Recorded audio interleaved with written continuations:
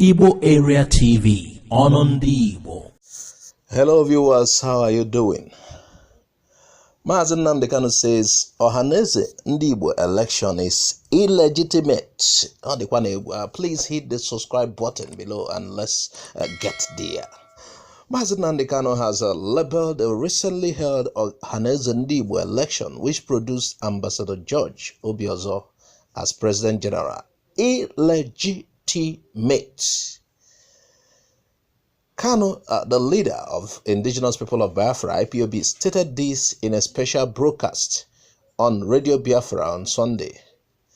According to Kanu, the World Igbo Congress, WIC, is preferable to Ohanaeze Igbo, a group he tagged evil.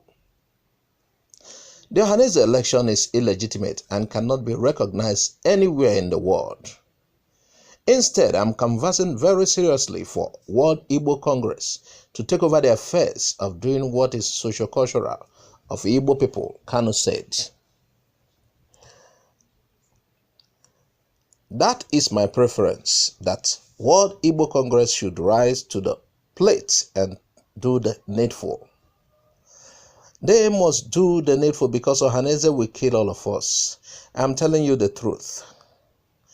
These people are not to be trusted. They have the money. They paid Vanguard correspondent in Enugu. They paid Guardian correspondent in Owerri to write. We all are dying. The Fulanis have installed Obiozor as their stooge. I must make it very clear to all and sundry that we do not recognize Ohanaeze. World Igbo Congress should replace them immediately. They are nothing. The same way they use Nnamdi Azikiwe against Ojukwu Odumegwu. After composing the Biafran national anthem, Dr. Azikiwe jumped ship and joined Nigeria. Because they promised him one day he will be the head of state. Some of you don't know that Azikiwe was supporting Biafra until he jumped ship. This was according to the IPOB leader Mazi Nnamdi Kanu. He said the same promise they made to Chief Obafemi Awolowo.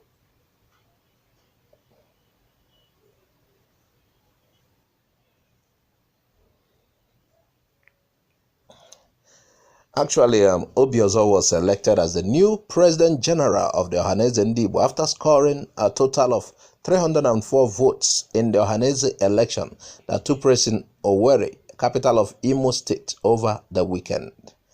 You know, the Ohanaeze presidency is zoned and it was Imo's turn to produce the next president. Also, the state to produce the president should be where the election must be conducted, according to their constitution. So it happened in Imo State. Prior to the election, lots of alarms were raised that Professor Obiozor was a Miyetti Allah candidate. In fact, a letter allegedly written by Miyetti Allah to Ohanaeze Igbo, immediate past leader, seeking that upon expiration of his tenure, he should facilitate the installation of Professor Obiozor as the next president of the organization, was in circulation. The letter also promised Nyanwodo juicy contracts in Abuja, Ebe, Ona, Boto.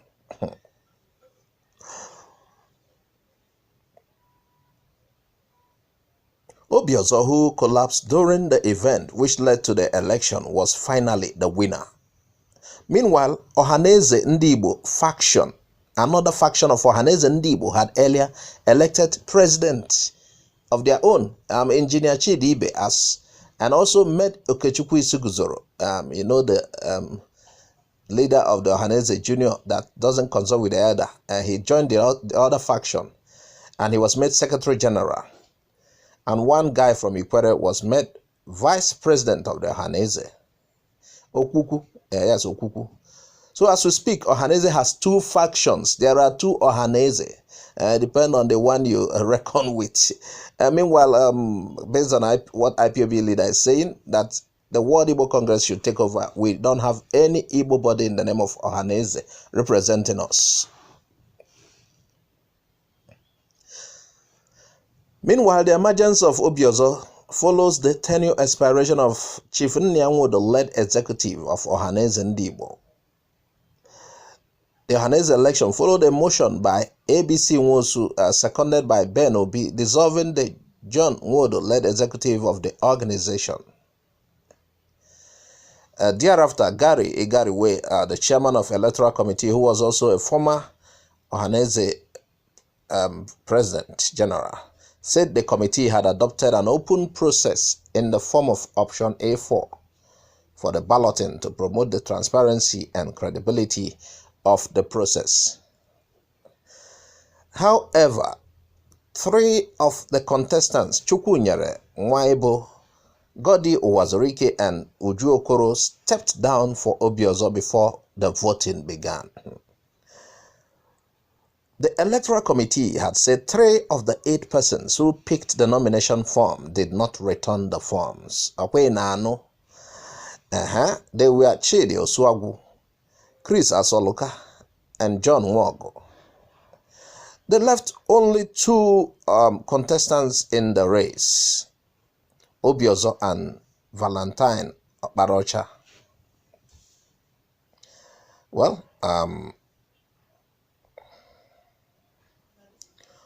Well, seems like all sorted out on time already.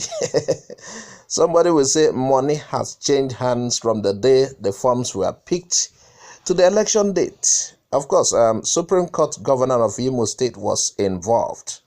Still wondering how much a 4th position governorship candidate paid some set of lawyers posing as Supreme Court judges to make him governor, while removing the choice candidate of the people who won free and fair.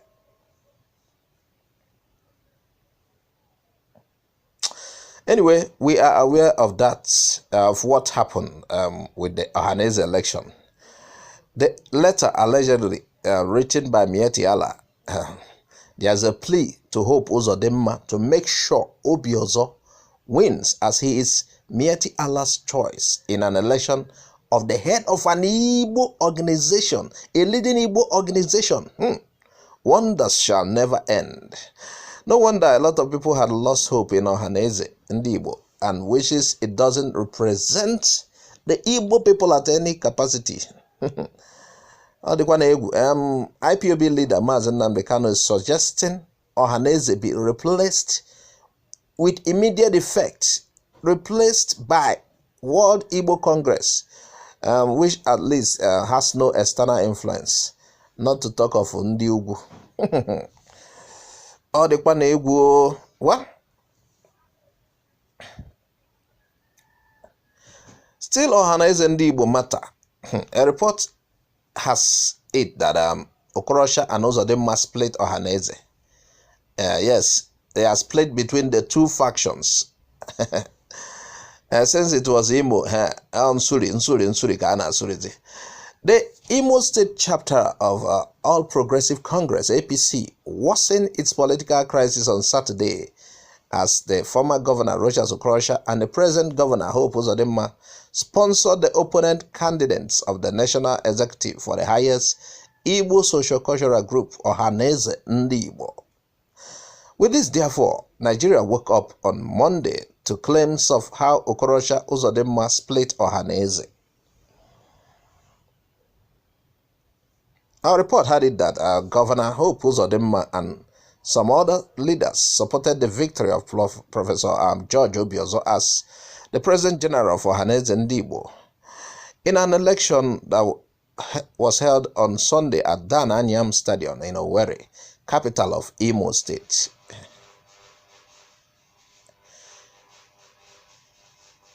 It has been noted that Uzodimma and Okorosha are fighting for the soul of APC in the state. And fighting in the process of fighting for the soul, they are also fighting for Ohanaeze leadership. Okorosha has thrown his weight behind the other faction. Okorosha, who is a former governor, was said to have supported the parallel election that produced Chidi Ibe, like we told you, as the President General for Ohanaeze Igbo.